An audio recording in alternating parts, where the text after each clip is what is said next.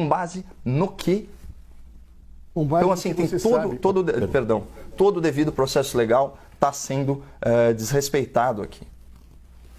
Com base naquilo que você sabe, Caio, no dispositivo do regimento do Supremo Tribunal Federal, que diz que quando existem ameaças contra o Supremo, ele pode abrir o inquérito.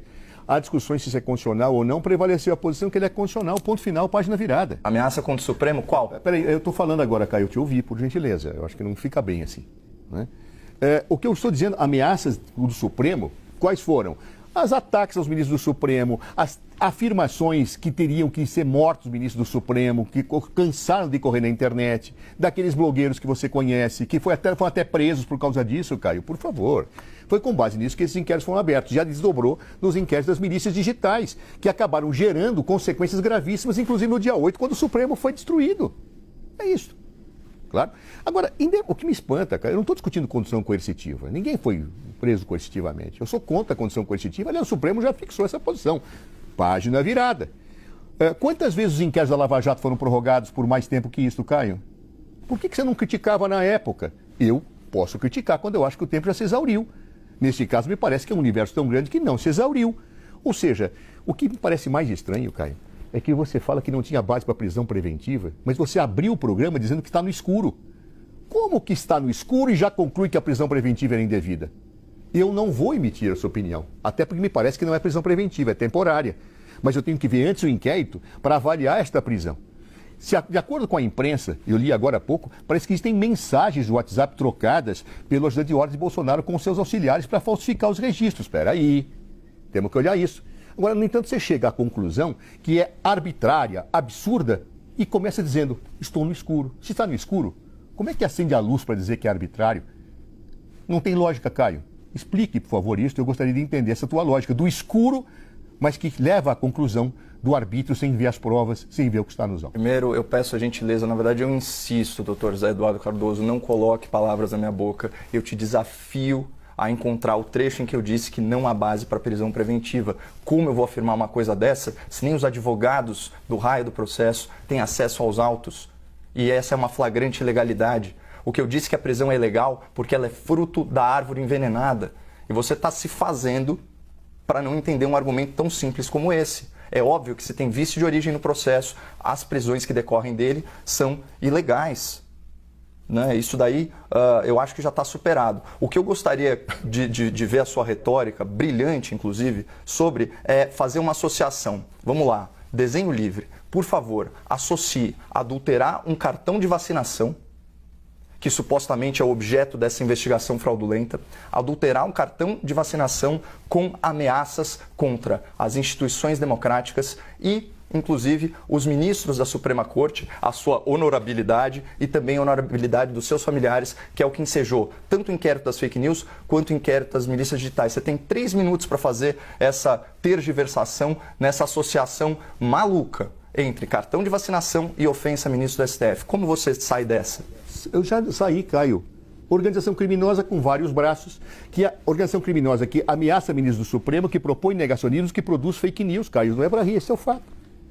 É um fato de fake news. E a partir daí, da fake news, da negacionismo da ciência, que Bolsonaro fazia, essa organização criminosa simplesmente engendrou uma falsificação de registros, para que ele pudesse continuar mentindo em relação às vacinas, Caio. Esse é o fato. Agora, vamos aguardar o inquérito.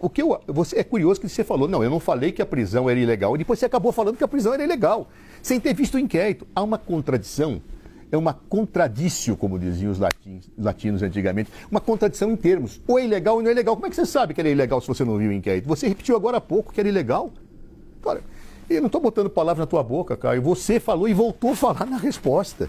Então, muito sinceramente, quando eu falo o seguinte, eu não posso aplicar o direito de acordo com a pessoa do réu, não é porque Jair Bolsonaro é meu amigo, eu gosto dele, que eu vou poupá-lo. Eu tenho que olhar impessoalmente para as coisas. Na Lava Jato você não dizia a mesma coisa. Na Lava Jato, organizações criminosas podiam ser olhadas em todos os aspectos. Claro, posteriormente, na hora que você vai denunciar ou precisa aprofundar a investigação, você desmembra, Caio. O que você não pode é conservar isto da forma em que eu tenho vários núcleos depois independentes, mas até chegar a esses núcleos de uma organização criminosa, eu investigo no todo. Então, me desculpe, Caio, há uma clara contradição no teu raciocínio. Você fala que a prisão é ilegal, mas não conhece o inquérito. Diz que eu botei palavras na tua boca e depois volta a repetir que a prisão é ilegal e abusiva. eu acho que dessa forma você não tem uma linha de argumento até que eu possa refutar, porque ele fica num zigue-zague, né, Caio? Não tem zigue-zague nenhum. Eu nenhum. não conheço. Peraí, eu estou terminando, Caio. Deixa Fica no zigue-zague. Ou é ilegal, não é ilegal, eu falei, você botou pela minha boca, mas é ilegal.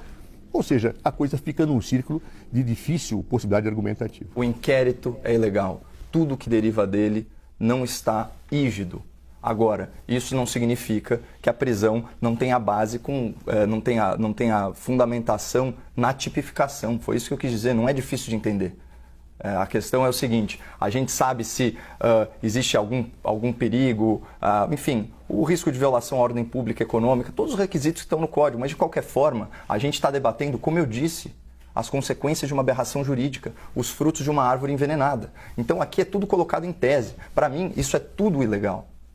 Só que, se a gente for adotar aí a sua tese, né, de que, enfim, a legalidade é determinada por quem fala e a oficialidade já sana todos esses vícios, tudo bem, vamos analisar se tem os pré-requisitos da prisão preventiva. São discussões diferentes e elas conversam entre si. Agora, de novo, eu adorei a tese, doutor. Você tem mais 1 minuto e 14. Então, ao negar os benefícios da vacinação, a honorabilidade dos ministros do STF é atacada e as instituições democráticas são desrespeitadas. Essa é a conexão entre os fatos. E como vê um garantista defendendo essa penca de prisões, o fato de advogados não terem acesso ao processo, a violação do contraditório, a violação da ampla defesa, os vícios de origem, o regimento do STF criando norma processual penal, é um absurdo. Sim.